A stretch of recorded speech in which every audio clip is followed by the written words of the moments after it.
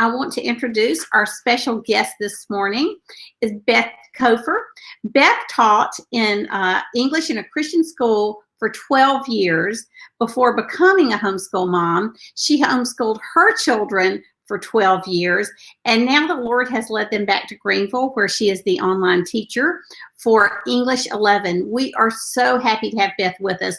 I'll tell you more about her as we talk together. This is going to be an interview, and so as you have questions, just let us know. If we can't get to them during the course of the interview, we'll come back in the threads and answer them. Good morning, Beth. Good morning. It's so good to have you with us this morning. Thank you. It's good to be here. I met Beth for the first time, I guess, at our consultant connection this year and heard her speak. And since then, I've watched her videos.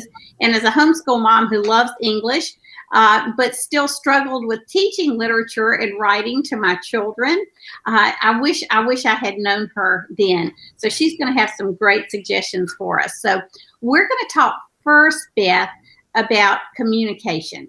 And so my first question for you is, everyone talks about being a better communicator, but why is it important to learn good communication skills if you're not interested in a career that involves communication? And this would be for us as moms of high schoolers whose kids show no interest in this. Sure, absolutely. And of course, it's a common complaint among all students, elementary and high school. Why do we have to learn this? I don't want to do anything related to this. And I think even more so as we get into high school and our kids are, deciding career paths and further education and all of that, you get the kids who are saying, oh, I don't want to do anything related to this. So why is this still important to me? And I think that the simple kind of obvious answer to that is that there is no such thing really as a career or a life choice that doesn't involve communication. I mean, literally any choice that a student makes going forward after high school is going to involve communication. I mean, if you're going to college, obviously you're going to be taking speech classes and giving presentations, and that need is obvious. But even if you're going into the military, you're going to start into a trade, your plan is to be a stay-at-home mom, communication is part of our everyday life. I looked up a statistic that says the average person has 8 to 20 social interactions or communication with another person per day. And of course, that's on the low end for some and, perhaps higher than others, but that's why it's a range, it's an average. We do communicate in every aspect of our lives. And so everything that we can learn through a communication or language arts type class is going to be put to use in our everyday lives.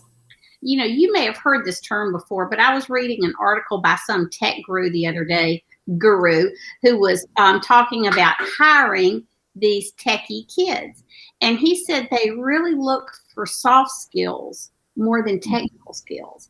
And I was so surprised that, and by soft skills, he was talking about people skills and the ability to communicate. So I don't know if you've ever heard it termed that way or not, but I thought that was really interesting. I have. I've heard of that soft skills, and absolutely, because that's the kind of thing that in a sense can't be taught. I mean, it is. We're trying to teach that through our teaching of communication and language arts skills and things like that. But it's the kind of thing that is maybe absorbed through the years of education and applying yourself to a subject, even if it's not something that you're interested in, you're picking up some of those soft skills. And the other things, those particular skills needed for one particular job can obviously be taught.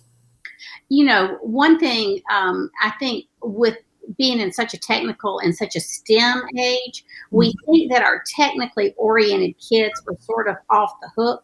But that article let me know that everybody has got to be able to, my dad used to tell me all the time, it doesn't matter what you know if you can't communicate what you know. Absolutely. No matter what you do, no matter how techie your job is, you're going to have to write emails. You're going to have to present to bosses. You're going to have to deal with customer complaints even, or, talk to other people about how your technology interfaces with theirs. So communication, you just really can't get away from it. That's right. So how old are your kids now, Beth? My oldest is 19. He's a freshman in college, which makes me feel very, very old. And I have a ninth grader, freshman in high school, and I have a seventh grader and a third grader. Wow. So you're still in the midst of mommying. Very much so, yes. Okay. All right. Here's our second question. in what specific ways will studying grammar, literature, and writing and vocabulary help a student become a better communicator? Okay, as in the English world, the language world, the writing world, we teach people not to rely on cliche in our writing, but I'll answer that with two cliches. One is that practice makes perfect, and the other is that we learn by example. Practice makes perfect. Obviously, the more you do something, the better you get at it. So even if you don't enjoy identifying the verbal phrases or whatever it is you've got to do in grammar, that continued pursuit will enable you to be a better communicator. Again, it doesn't matter if you can label that, 10 years into your future, you might not be able to remember what that particular thing is, but you'll understand sentence structure, and that will make you a better communicator. So again, for students who are just like, oh, why are we still labeling sentences? I'm tired of doing this. There is a purpose. And I do promise you that when you are writing that email or making that presentation to your employer or whatever, however you're using communication in your job, that you will be putting to use what you remember and understand about sentence structure, about combining ideas in a succinct way, all of those skills that we work through in grammar and writing, and that is improving your communication. Even again, if you're not going to be diagramming sentences most likely in your job, but you will be formulating arguments, formulating ideas that need to be presented in a very concise way. And so you've become a better communicator in your time as studying English, and you've practiced, and that's made perfect. So that's my first cliche. And then just about learning by example. Let me interrupt you right here, because what you're saying is so great. And I just want to address this one thing real quickly. When my husband was still in corporate America, he would get some college interns in, and a lot of times they would be the cream of the crop, and they would send emails like text messages, with the abbreviations and no punctuation. Mm-hmm. And so what you're saying is so important. I mean, Joe really had to stay on these bright kids to teach them. They had to write in complete sentences in a business environment. And it didn't matter if it was a one paragraph email or what, it had to be written correctly. Wow, that is amazing. And absolutely, if you're taking the time now in high school as a student, or to parents of high school students, to make sure that they're learning those skills and that they can write in complete sentences when they're not texting, then that's just going to put them that much further ahead. That's right. In careers or whatever else. So that's a really, really good point. To bring literature into the mix, why do we have to study literature? And we'll probably get to a little bit more of this later on too, but I would just say, learning by example, when you read good writing, when you are exposed to good writing, when you absorb that good writing, that does have an effect on you. You understand sentence structure, you understand how to write better by doing it, learning it through grammar, and then practicing it through writing. But by reading and just exposing yourself to words that are put together well, that is definitely a great way to just remind yourself. And again, just to kind of absorb that. We all probably know a young kid who has a big vocabulary, maybe it's one of your own kids or just a kid at your church or somebody. Oh, they use a lot of big words. And what's usually true of kids like that is either they have older siblings who are well educated and talk that way, or they read a lot. I know that my one daughter, who's a voracious reader, her vocabulary is much, much bigger than the ones who don't as much. And there's a reason for that. So absolutely. I mean, literature is important. You may not love it, but it will make you a better communicator if you expose yourself and just absorb that really well-written language. And, today, such a big tag word is story. Everything revolves around story and how important story is. So even as these kids are reading good stories in literature, it helps them understand sort of the language of the day, which is built around story branding or the narrative of scripture or whatever story we're talking about. Absolutely. And God used story for a reason. Yes, and that's so important. Good stories are vital.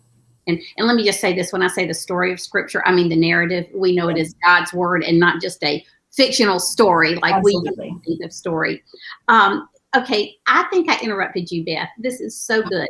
So you talked about one cliche, practice makes perfect, in terms of writing. Was there a second one that I cut you off from? No, I had said my second cliche was to learn by example. Oh, okay. And that was just, the idea of reading good writing. Okay. Um, I understand that knowing grammar aids communication, but is literature really important for my high school student who doesn't like reading fiction or poetry? We've addressed that a little bit. Do you have anything else you want to say about that? To me, the biggest reason to study literature, to understand literature, is to learn discernment. I just think that's so important, especially in the upper grades, 11th and 12th grade. And there's a real emphasis on that. There was an emphasis on that in the class that I just finished. Kids are going to make choices as they become young adults. They're going to make choices about what they read, what they watch, what they listen to. And studying literature from a biblical worldview will help them to be discerning. We are in a culture that is literally eroding in front of our eyes. And we need to learn, we all need to learn discernment.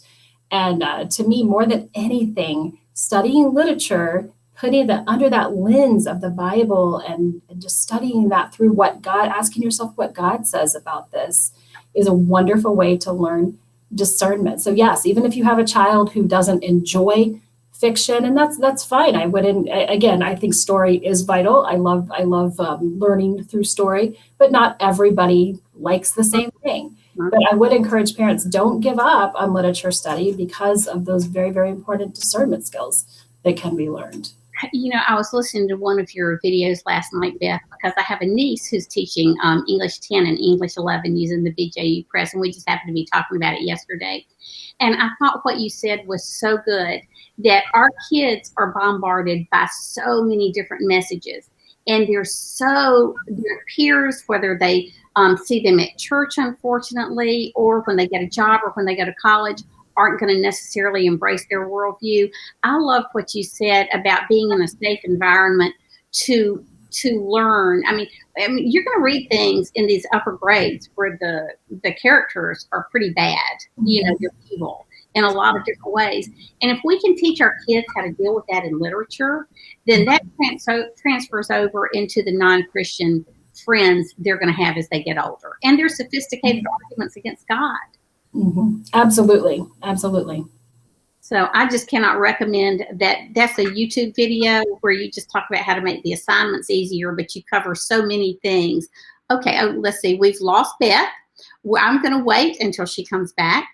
She is also the English 11 literature teacher, the English 11 online teacher, and that has two components. The first component is grammar and writing, and the second component will be the literature and vocabulary. So when she comes back, we're going to discuss the structure of the course, how the study of literature, of American literature, is beneficial to students. And we know just from the fact, as we talked about with Mike Ferris yesterday, we're losing a lot of our founding principles. And so American literature will help us reunite with who we are as Americans from the beginning of our history until today. And then the third thing we'll talk about how you balance grammar, writing, and literature study in the course. So, Beth, good. It's good. That's what happened. All right. So we're going to go ahead and talk about the new English 11 course. And so why don't you just tell us a little bit about the structure of the course? Okay, sure. This is a combination course. For those who are familiar with our material, in the past, we have had a 1-semester writing and grammar course and a 1-semester literature course. For this course, and this is the first one we're doing like this, we are combining those for a 180-day English course that incorporates both writing and grammar and literature. And what that looks like is 2 videos per day. One will be grammar and writing. That's going to be a shorter, like no longer than 10 minutes. Many days are a lot shorter even than that. That will be one video, and then there will be a second video that will be literature. Altogether, the videos will still be no longer than 30 minutes. All of the writing is on the grammar side of things. So really, in some ways, it's sort of like 2 courses running concurrently side by side. They connect in some ways, but I don't really reference a whole lot. So if somebody wanted to do, if you really liked the old format and you wanted to do a whole block of grammar and then come back and do a whole block of literature, that's still very doable. So it's pretty user-friendly in that respect, because they are separate books and they're not necessarily designed to be done next to each other, but we've put them together so that we can get as much grammar as we need, but then also make sure that we cover that literature thoroughly as well. So does that mean the reading assignments might be shorter on a daily basis, since it will span 180 days instead of 90 days? Yes, I have tried to make sure that none of the reading assignments are particularly long. When we're like reading a play or a really long short story or novel excerpt or something like that, that will be divided across maybe 2 or 3 days. Okay. And I've taken good care to make sure, we don't have a grammar test and a lit test on the same day. We don't have major projects due at the same time. There's a huge reading assignment or that type of thing. Yes. Okay, that is great. So we talked about how literature is generally beneficial for a student, but how about American literature in particular? Well, the writer of Ecclesiastes assures us that there's nothing new under the sun, right? But I think in 2020 and going into 2021, sometimes it would be easy to kind of look at what's happening around us and begin to question that. And that is why I have loved doing this course, is why I love teaching American literature, because there truly is nothing new under the sun. The philosophies that we are seeing in our culture right now, we're seeing, all of these crazy things play out. These philosophies aren't new. And when you study the history of America through its literature, you can trace these harmful philosophies all throughout our country. We can see the good along with the bad, of course. I don't mean to be negative about that, but it is amazing, just amazing to me to study, like, for example, the Transcendentalists back in the mid-1800s. Those guys were saying things like, follow your heart, speak your truth, all the same messages that we're hearing today. And of course, it wasn't new with them either. Those messages go all the way back to the Garden of Eden, right? Yes. Follow your heart, Eve, right?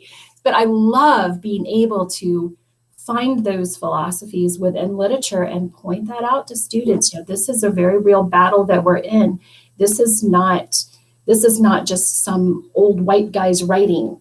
We're reading We're reading something that was written well over 100 years ago, but here's why it's important today. And I love making those connections to what's happening in our world today, and showing them that the enemy has been active throughout history. And it's an exciting thing for me, I think, just to trace God's hand. And I've kind of focused there on the negatives of harmful philosophies, but I also love teaching, again, God's hand through the narrative of American history, the amazing providence, just the amazing events that God has orchestrated through our country. And so in many ways, it is like a history class. I happen to love history too. It is. It really is. That's right. It really is. And it's chronological. So we start with writings of Native Americans and, go all the way through chronologically. So that is an exciting thing. And I hope that students can see through that again, we're learning about literature. We still talk about literary elements. We still scan some poetry now and then, but really we're talking more about the messaging and about the authors and understanding the worldviews of these authors throughout history. It's very instructive to our lives today. When Mike Ferris spoke yesterday, who's the past president of Homeschool Legal Defense Association and now with Alliance Defending Freedom, he was really encouraging moms that what they're doing is making a difference, and that God has always worked through a remnant. And the homeschooling movement is becoming a bigger and bigger remnant. But what you're saying to me really encourages me so much as I look at how much we can use these textbooks, your classes, these literature selections, not just to teach literature, as you're saying, but to enforce their biblical worldview. Their love of American values is found in our founding documents. And take us back to a time where God was valued and loved and glorified. And so, and we see less and less of that, although the themes are very similar. So Beth, that was so well said, so encouraging. And then again, we come to this issue of balance, which you know so well as a homeschool mom. And I'm going to ask this last question. What is the balance of grammar, writing, and literature? What is the balance of grammar, writing, and literature study in the course? Okay. We've said that as we designed this course that we basically want it to be literature driven, because again, this is 11th grade, it's upper. The grammar is for the most part review. So we consider it to be literature driven, and so more time is given to the literature, but we're still very thoroughly covering the grammar as well. Even though a lot of grammar is review at this point, there are plenty of upper high school students who will still struggle. My oldest son was an example of that. Very strong instruction, really his whole academic career, but still sometimes struggled with those tougher sentences. Where's the subject in an adverted sentence and things like that. So some students still do, and I don't want them to feel badly about that. So we want to encourage that, that continued practice, that continued review of grammar. We did set it up so that there are pre-tests at the beginning of each grammar unit. So if you have a student who's really proficient at grammar and they ace that pre-test, and you want to consider just, you can probably skip the rest of these lessons, move on to the next, or just take a few days break. That is completely doable, because we understand that for some kids it is like, why are we still finding subjects and verbs? Because they've got it, but others maybe don't. So it's, again, I think it's pretty user-friendly for parents to be able to help determine that balance. It's all there. But if you just don't need as much, you don't need as strong a grammar program because your students already got it, then you can forgo some of that and focus even more on the literature. I loved something you said in this other video on balancing, and I'm going to keep referring to that because you do such a good job, I think, of setting homeschool moms' mind at ease. And to me, that's 50% of homeschooling is getting past the anxiety so you can focus on what's good for your student. Yes. And one of the things you talked about in the writing process, let me say this about grammar first, is that not all kids are going to be linguists or grammarians. And some kids will be great writers who can't define the finer points of grammar. And I think that's so encouraging. My daughter was such a creative writer. She won several essay contests, won several $1,000s from her creative writing in different venues. I could not get her to care about grammar to save my life. And I love grammar. It's one of my passions. She gets to college and has a professor and says, if you know how to edit, if you know grammar, you'll always have a freelance job. Man, that one thing, so all that information she had stored up over the years but didn't care about really came to fruition.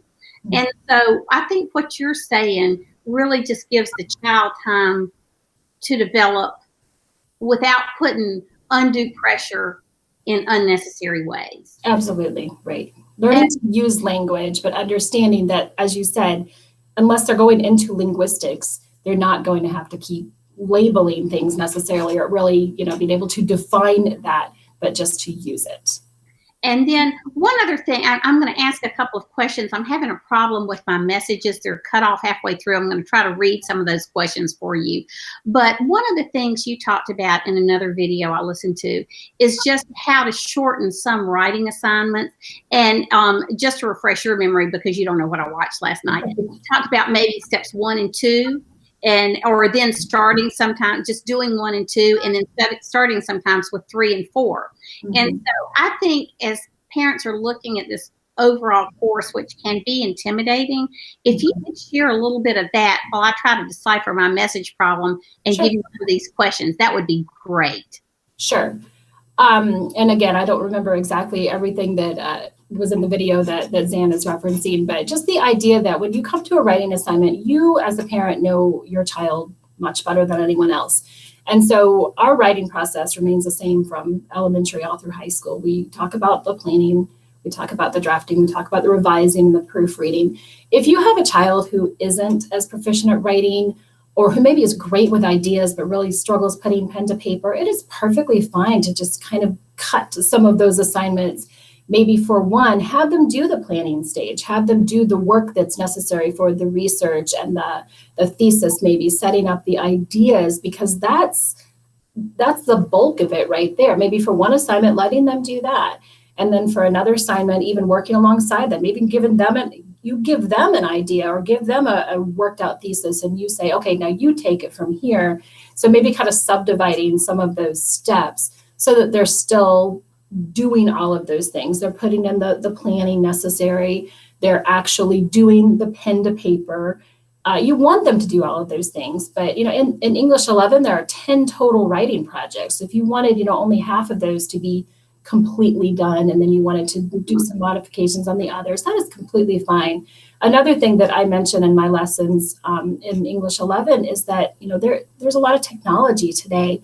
If your child wants to do his paper as a slide presentation, and that's okay with you, and obviously this needs to be parent-led, parent decisions, right. Yes.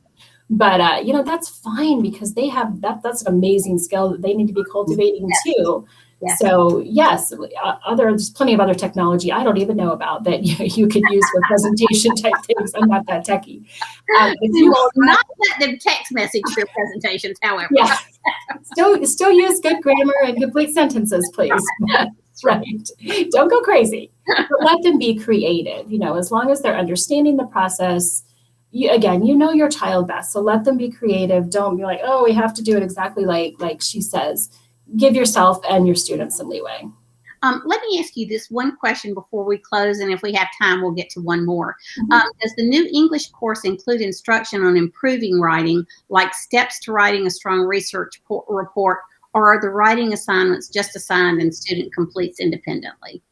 That's a very good question. For each of the writing assignments, we have a day where I talk about each of the steps. So I spend a little time talking about the planning, and it's usually just like kind of a checklist, especially like maybe I'll take a day to talk about revising their paper, and I just like maybe give them a checklist of questions to ask themselves. A lot of those are just from the book, but it's somehow, helpful just to have somebody say, oh, did you remember this? Or think about this. Think about how your characters do this, when you're doing some creative writing or that type of thing. So there is instruction. And then what we've also done is there is a chapter in the writing and grammar textbook about writing strategies. It's one of the kind of a reference type chapter, but I've incorporated that into each of the writing assignments. We did just a little bit of that sprinkled in to the writing days. So there are some strategies given, just combining sentences, that type of thing. When I started working for a publishing house in Nashville, which was Broadman and Holman Publishers, a Christian publisher, the thing that surprised me so much about working with my authors was how collaborative the writing became. Now, you've got some students that do just want to write in a vacuum and turn them loose, and they're great solitary writers. But it really has helped me in just working with my grandkids and working with other students to know that collaboration is not cheating. And that if your kids are struggling, talk about what they want to write about. Let them brainstorm the ideas. You're just so masterful in helping parents work through those things. And I know they're going to benefit so much from your class. There's a literature question. And let me just throw this out to you and then we'll close.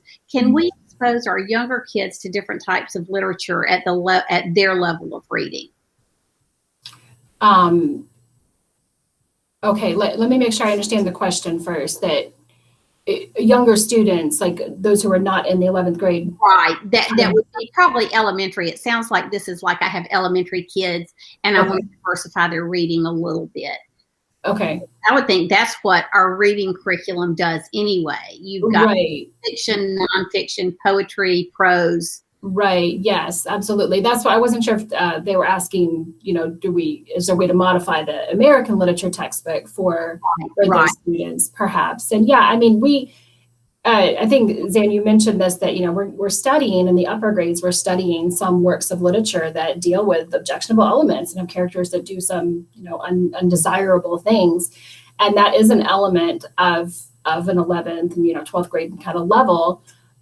We certainly don't include anything that's wildly objectionable in the book. Yes, that's right. And that's really important to know, that at all levels of the BKU Press curriculum, it's trustworthy, it's biblically sound, it's educationally robust, but we're never going to give young kids that type of thing to deal with.